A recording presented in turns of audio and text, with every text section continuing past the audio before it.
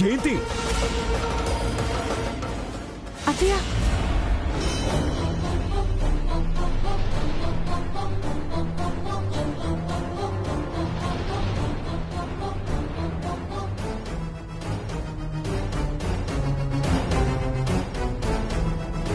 అత్తయ్య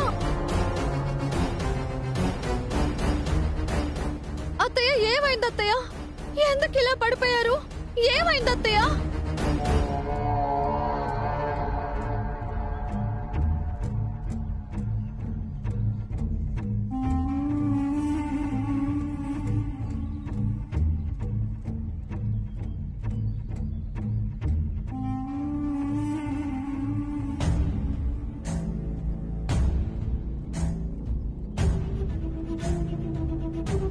వాసు, మన family doctor కి ఫోన్ చేయి వాసు.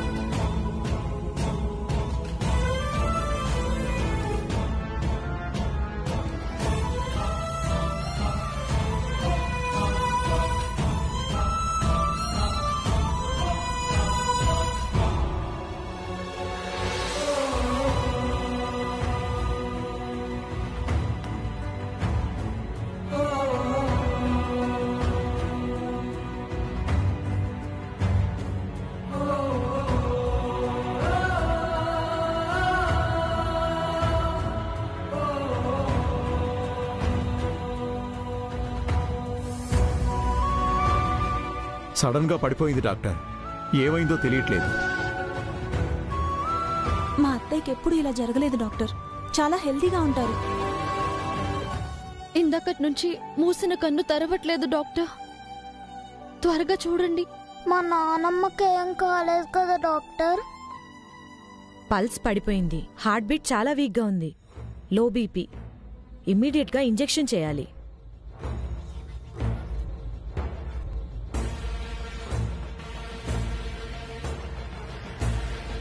వెంటనే ఇంజెక్షన్ తీసుకురండి. నేను తీసుకొస్తాను మావయ్య.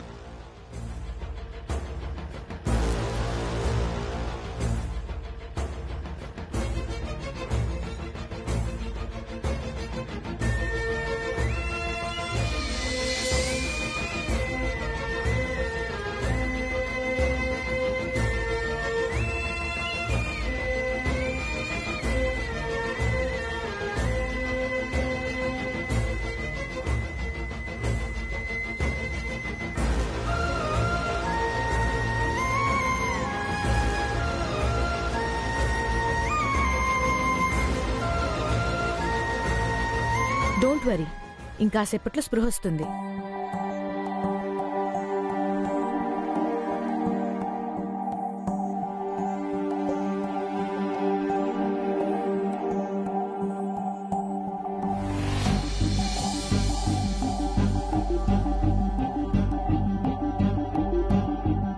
డాక్టర్, ఇంకా స్పృహలోకి రాలేదేంటి? అదే నాకు వరీగా ఉంది.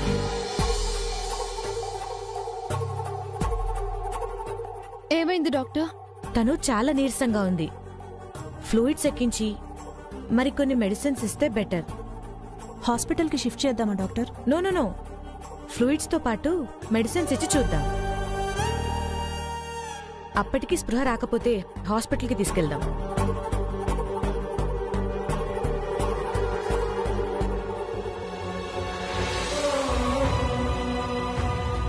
ఇవి వెంటనే తీసుకురండి. అలాగే డాక్టర్.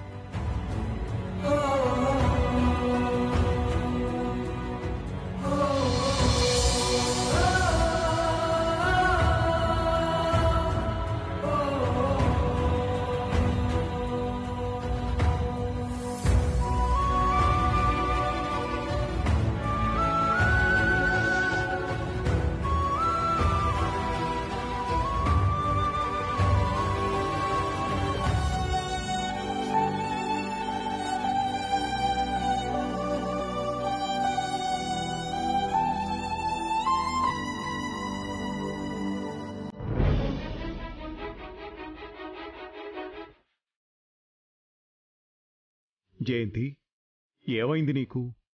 మావయ్య, అత్తయ్యకి ఏం కాదు. మీరు ధైర్యంగా ఉండండి.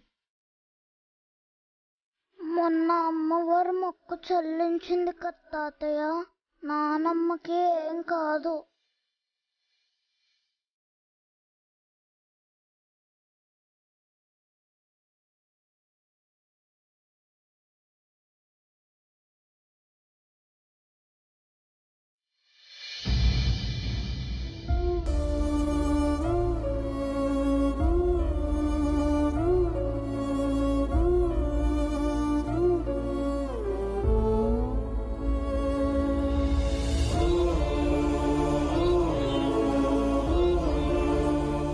అమ్మా, ఏ లోటు లేకుండా నీ మొక్కు చెల్లించాము.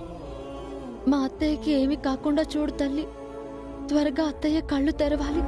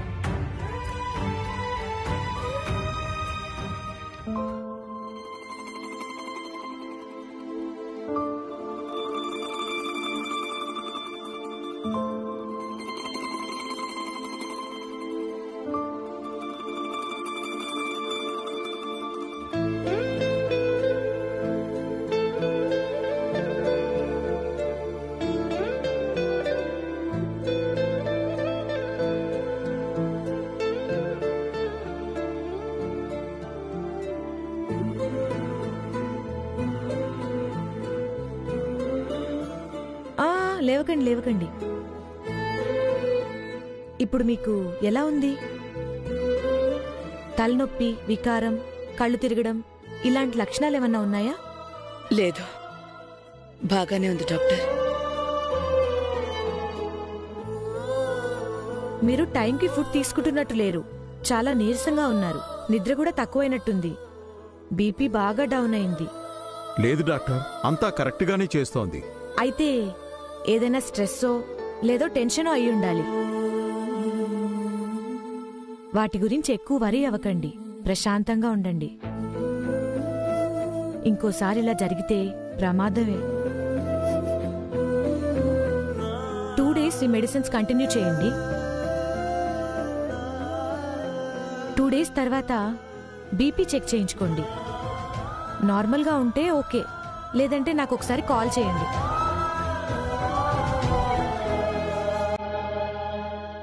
Thank you doctor. It's okay.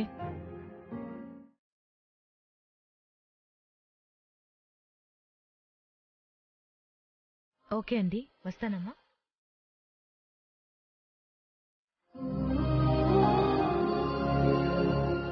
ఏంటి జయంతి, దేని గురించి వర్రీ అవుతున్నావు? నాకు తెలియని టెన్షన్స్ ఏంటి నీకు? అదేం లేదండి, ఎందుకో తల తిరిగినట్టయింది.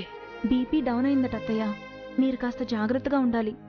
టైంకి తిని నిద్రపోన్నానమ్మా, డాక్టర్ అంటే చెప్పారు. మీ అత్తయ్య దగ్గర నేను ఉంటానమ్మా. మీకేమన్నా పనులుంటే చూసుకోండి.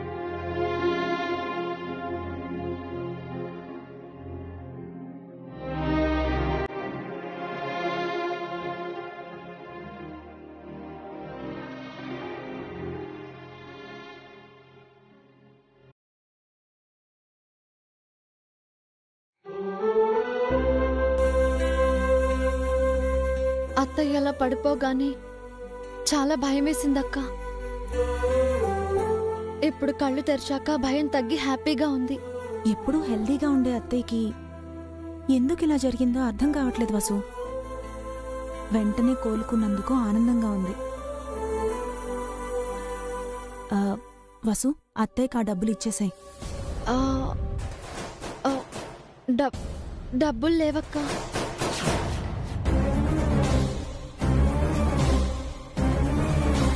అదేంటి ఇందాకేగా తీసుకొచ్చా? అవి అత్తయ్య మెడిసిన్కి ఖర్చు పెట్టేశాను.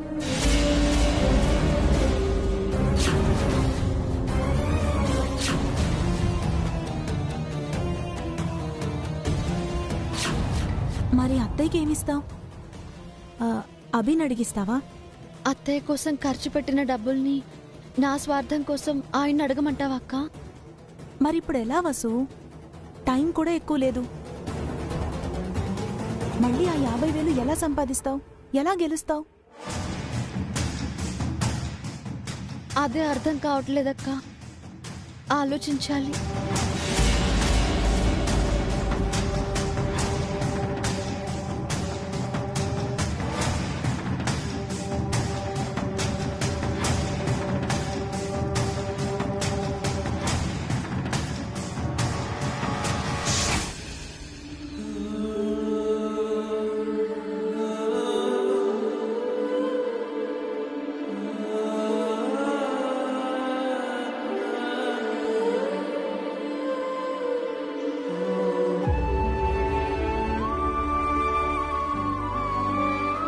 రా అభి.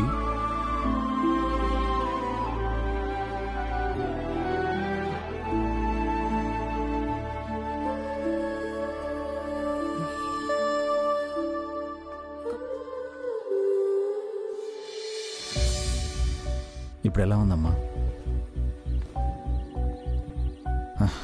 సారీ అమ్మా, మీకు అలా జరిగినప్పుడు నేను పక్కన లేను. పర్వాలేదు అభి. పాపం వసునే డాక్టర్కు ఫోన్ చేసి పరుగున వెళ్ళి మందులు తీసుకొచ్చింది.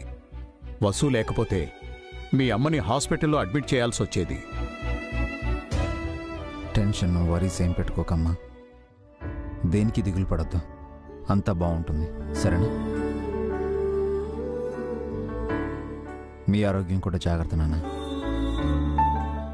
మీకు 3 కొడుకులు, కోడళ్ళు ఉన్నారు. మేం చూసుకుంటాం. మీరు రెస్ట్ తీసుకోండి. సరే నాన్న. వస్తానమ్మా.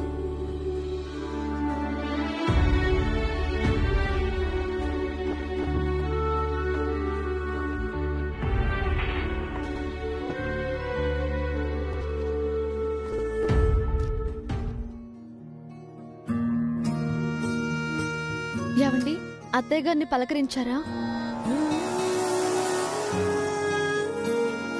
అక్కడి నుంచి వస్తున్నానండి. చాలా థ్యాంక్స్ అండి. థ్యాంక్స్ దేనికండి? దగ్గరుండి అమ్మని చూసుకున్నారని నాన్న చెప్పారు. అది నా బాధ్యత. ఆవిడ మీకు అమ్మ అయితే నాకు అత్తయ్య. చూసుకోకుండా ఎలా ఉంటాను? సమయానికి మనం ఇంట్లో లేము. ఉన్న ఈ వసు మీ అత్తయ్యకి సేవలు చేసి మంచి మార్కులు కొట్టేసింది. అంతేనా? చెప్పిన టైంకి ఒక రోజు ముందే 50,000 సంపాదించి పందెంలో గెలిచింది కదా. అవునే, మనం మరోసారి ఓడిపోయాం. ఇంటా బయట అదే గెలిచింది. Better luck next time aunty. అమ్మకి డబ్బులిచ్చారా? లేదు డాడీ.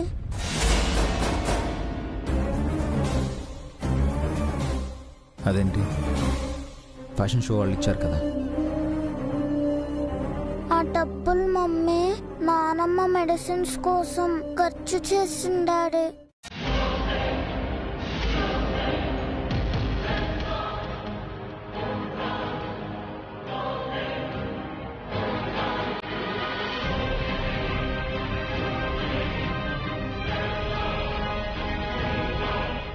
మళ్ళీ 50,000 సంపాదించాలి కదా డాడీ. అది ఎలాగని ఆలోచిస్తున్నాం. మళ్ళీ సంపాదించడం ఎందుకండి? అమ్మకేగా ఖర్చు పెట్టారు. కానీ పందెం ప్రకారం అత్తయ్యకి 50,000 ఇవ్వాలి కదండి. పందెం కోసం, మందుల కోసం ఆ డబ్బులైతే ఖర్చు పెట్టారు కదా. అదెలా అండి? పందెమే, ఇది ఇదే.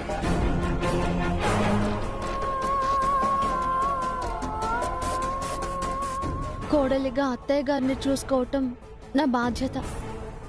ఆ రకంగా ఆ డబ్బులు ఖర్చు పెట్టాను. పందెం డబ్బులు వేరే, అది తప్పకుండా ఇవ్వాలి.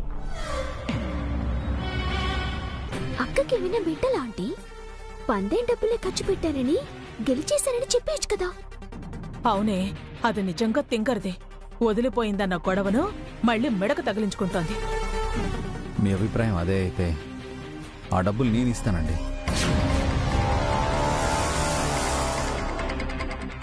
మీ దగ్గర డబ్బులు తీసుకోనని ముందే చెప్పాను కదా. నా అత్తయ్యకి నేను డబ్బులు ఖర్చు పెడితే మీరెందుకు ఇస్తారు? అది కాదండి, అమ్మకే కదా ఖర్చు పెట్టారు. పందెం ప్రకారం మీరు సంపాదించారుగా, మళ్ళీ ఎందుకు? మళ్ళీ మీరు నాతో గొడవ పడకండి. నేను సంపాదించిన డబ్బులు అత్తయ్య ఆరోగ్యం కోసం ఖర్చు పెట్టాను, అది వేరు. అత్తయ్యతో కాచిన పందెంలో నేను 50,000 ఇవ్వాలి, ఇది వేరు. మీరు నిజంగా మొండిగా ఉన్నారండి. రేపు ఒక్కరోజే టైం ఉంది. 50,000 ఎలా సంపాదిస్తారు? అదే ఆలోచిస్తున్నాను. నాకు అర్థమైంది. ఆ వసుకి ఇంట్లో ఉండే రాతలేదు. రేపు ఇంటి నుంచి వెళ్ళిపోవటం ఖాయం. ఎస్ ఆంటీ, మనకి లక్కిలా కలిసిస్తుందని అనుకోలేదు. మనమే గెలవబోతున్నాం.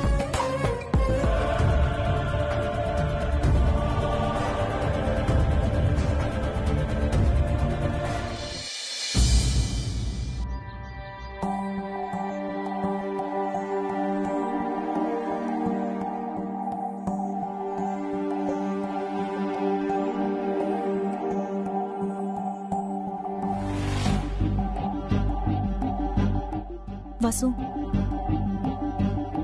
ఈరోజు 11 గంటలకి గడువు తీరిపోతుంది. ఆ లోపు నువ్వు 50,000 ఇవ్వకపోతే అత్తే విధించే శిక్ష అనుభవించాల్సి వస్తుంది. అమ్మా వసు,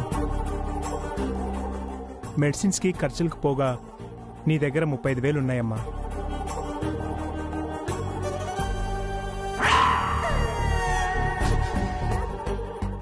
మిగిలిన 15,000 నేను ఇస్తాను, వెళ్ళి అమ్మకి బొమ్మా. లేదు బావగారు, అలా తీసుకునేదాన్ని అయితే ఆయనే ఇస్తారు కదా.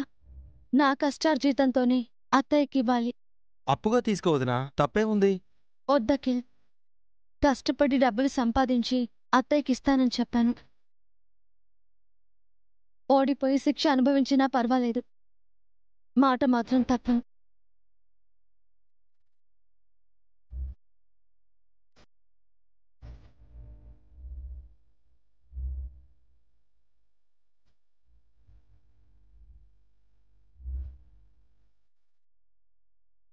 ఆ వస్తు దగ్గర 35,000 ఉన్నాయంట. 11 లోపు 15,000 సంపాదించాలి.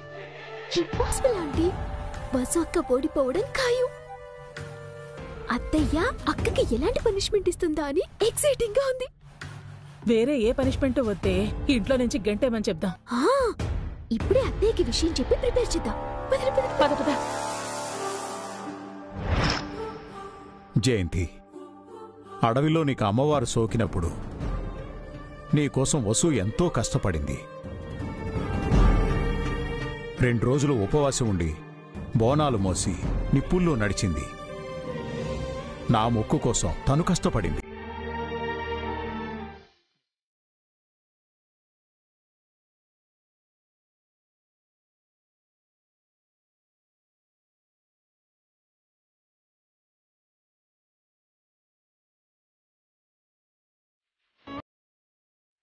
నిన్న నువ్వు బీపీ తగ్గి పడిపోయినప్పుడు తనే డాక్టర్ని పిలిపించి నీకు ఇంజెక్షన్ మందులు ఇప్పించి కాపాడింది. వాటి కోసం తను కష్టపడి సంపాదించిన డబ్బుల్లో కొంత ఖర్చు పెట్టింది. నిజానికి నిన్ననే తను పందెంలో గెలిచింది. ఈరోజు వసు మొత్తం డబ్బులు ఇవ్వకపోతే తను ఓడిపోయిందని శిక్ష వెయ్యకు. అదెలా కుదురుతుందన్నయ్యా? పందెం పందెమే. గడువులోపు తనకిస్తానన్న 50,000 ఇవ్వాలి, లేదా శిక్ష అనుభవించాలి. వసు ఆ 50,000 సంపాదించింది సుమంగడి. కాకపోతే అందులో కొంత డబ్బు మీ వదినకే ఖర్చు పెట్టింది.